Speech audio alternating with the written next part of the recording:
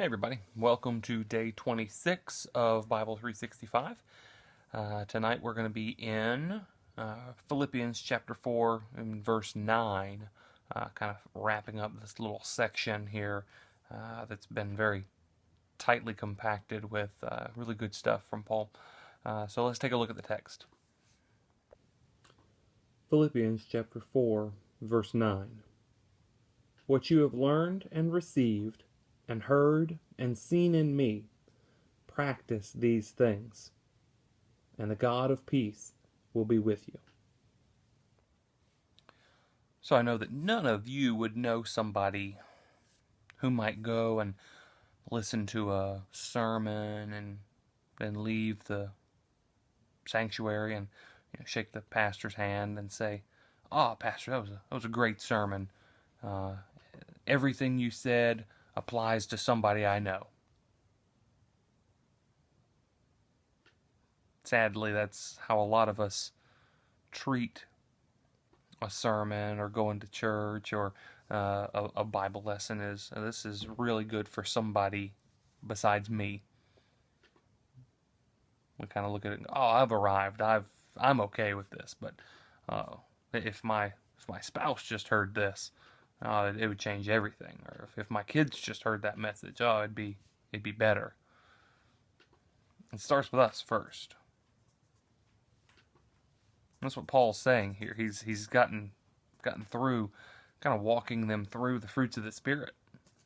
Have joy. Don't be anxious. Let your reasonableness, your gentleness be known to everyone. Think on the truth and the honorableness and the justness of Christ. Think about the Word of God. This all starts with our thought life, because our actions and our attitudes flow from our thought life. But it all does no good at all. None. If we don't practice them. Paul could teach all day long, but if we just learn things but don't receive them, if we just hear them and don't practice them, they do no good. If we do that, then the God of peace is not with us. It's an old saying that there's a lot of people that will miss heaven by 18 inches. It's about the distance between the heart and the head. A lot of people have Christ, have the theology part of what Paul would talk about in their head. They understand it. But Paul wasn't writing, when he wrote his epistles and wrote these theological sections, he's not writing to theologians. He's not writing to a bunch of PhDs who are going to argue about these things. No, he's writing to ordinary church members, most of them uneducated slaves. And he's writing to them and telling them, learn these things. Everything that I've told you, that which you've learned and received and heard and seen in me, do it. Do it now. It's your turn for action. The time for thinking is past. Now it's time to do something. And so this is not only an intellectual thing, but it's also something that we have in our will. It's our desire, something we want to do. It's behavioral. It's something we've got to actually put into practice, and it's emotional. It's something that,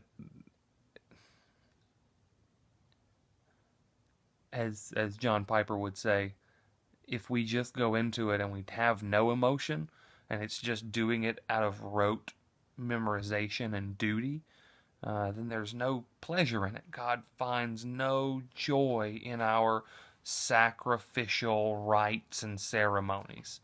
And so we can do the same thing that the Jews did with their feasts and sacrifices and totally displease God if we're just going through the motions and doing it for the wrong reason. So, and then we see the response of God to this practice on behalf of his people. that the God of peace is with them, that peace reigns and rules in their hearts for the rest of their lives. That's a beautiful picture. So thank you guys for watching. I hope you're following along, grabbing a book and studying it yourself. If you will follow me on Twitter, it's @EngagingCulture. You can also go to my website, engagingculture.wordpress.com, or just subscribe here on YouTube for further updates. Thanks, you guys. Have a great night. God bless.